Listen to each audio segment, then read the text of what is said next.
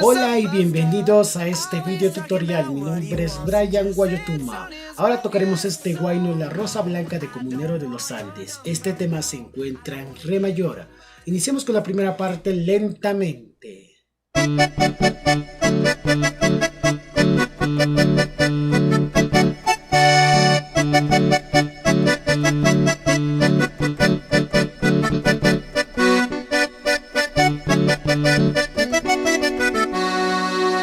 Lo voy a hacer más lento.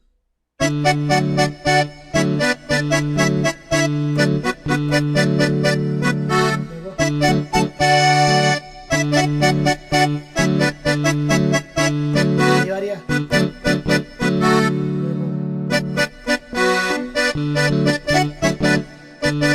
Ahí.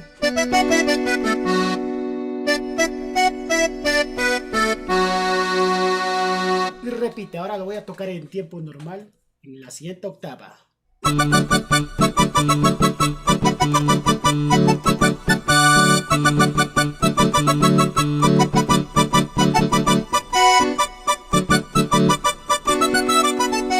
Eso sería en tiempo normal. Ahora la llamada para entrar al párrafo.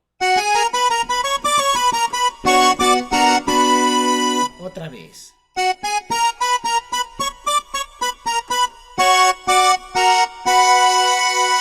Ahora el párrafo va a tener cierta variación, prácticamente es todo el tema lo mismo.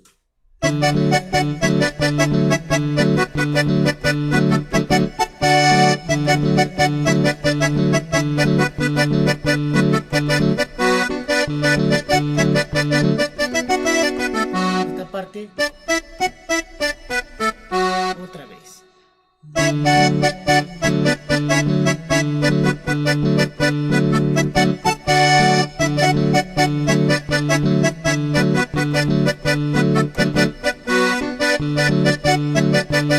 Ahí. Bueno, y se va a repetir todo el tema. Si te ha gustado este video tutorial, dale like, suscríbete, saludos y que tengas un buen día.